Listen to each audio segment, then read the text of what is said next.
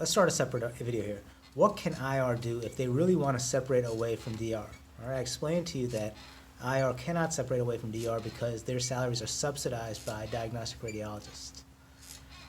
What can IR do? Well, one thing they can do is they can accept less salary. They can say that, well, if I can produce 4,000 RVUs or 5,000 RVUs or whatever it is, and I'm getting paid about $50 an RVU, I'll just accept whatever that number is, and that'll be my salary. That's one thing they can do. The other thing they can do is they can start to negotiate with somebody that has money. They can start to negotiate with a hospital, and they can say, you know, yeah, we don't produce a lot of RVUs, but we provide very necessary coverages for the hospital, coverages for things like abscess drainages, fluid collection drainages, GI bleed coverage, embolization coverage on the weekend. We provide these special forms of coverage, and for those reasons, we want to get paid a stipend from the hospital, so that could help support their salary. But they would have to negotiate it for themselves as an interventional group and not as a radiology group, because again, they're trying to separate from diagnostic, right? That's the whole goal. So that's one thing they could do. They could lobby for changes to the RVU system so that procedures like paracentesis, thoracentesis, biopsy, drain, that the RVUs for these procedures go up, because the RVUs are sort of low for them. I think a paracentesis is about 2 or 3 RVUs. A paracentesis probably takes about, you know, it doesn't take long, but it does take some procedural management.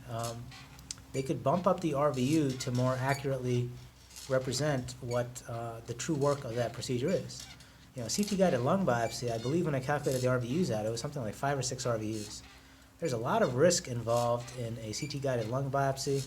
There's a lot of post-procedure management. There's a potential to place a chest tube. There's a potential for admission and management of all the complications, including life-threatening hemoptysis.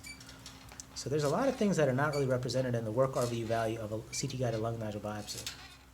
So that's one area. We could adjust the RVU system to account for the relative low value of a lot of IR procedures, like biopsies, drains, paras, and thoras.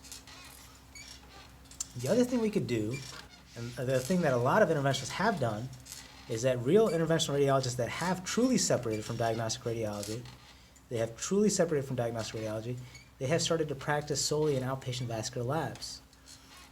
The reason they do this is that when you have an outpatient vascular lab, you get to share in some of the professional fee that is associated with actually owning the lab and running the machine. Now, the amount that you're going to get is going to depend on your ownership stake in that entity, but if you own 100% of it, you're obviously going to get actually a lot of fee generated from that machine being run. So you're going to get the professional fee associated with running the machine, you're getting the professional fee associated with doing the procedure. So actually you're going to do very well then as an interventional radiologist, and you're going to get not really paid by the RVU, but you're going to get paid by the case, depending on how much Medicare or other payers are paying for the case to the physician performing the procedure and also for the facility that's performing the procedure. But then you're going to have issues with basically anything that happens in an outpatient vascular lab. You're going to have to deal with marketing, you have to deal with patient safety in the lab, and basically just having to operate on different levels of risks of working in an outpatient vascular lab. But that's one way IR could separate. They operate only in outpatient vascular labs. I will say this. So these are some ways that IR can truly separate from DR. So far as I see it, IR is not separating from DR.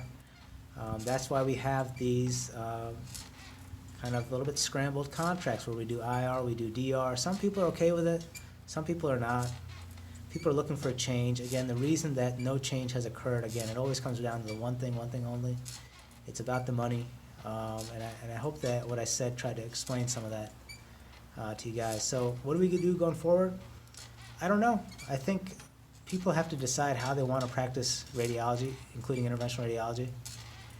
If people truly want to separate IR from DR, they have to be truly financially independent. And if you look around at the state of affairs, IR is not financially independent. They want to maintain a high salary, but they want to be subsidized by diagnostic, but at the same time, they want nothing to do with diagnostic.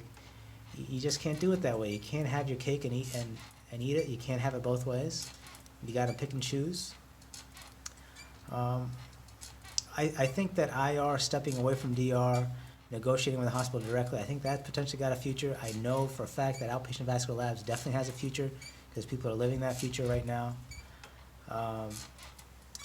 And I think there's also something to be said for interventionalists personally figuring out their own situation. A lot of interventionalists do diagnostic on their own time, they do IR on their own time, and they play whichever situation fits them best and whatever time they're working, and they make the best of that situation.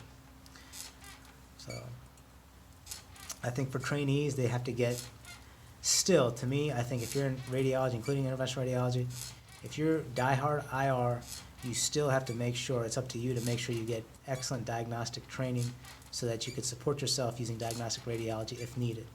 Because interventional work is just not straightforward. I wish I could say that it was, but the mechanics of performing interventional radiology are just not straightforward in the real world.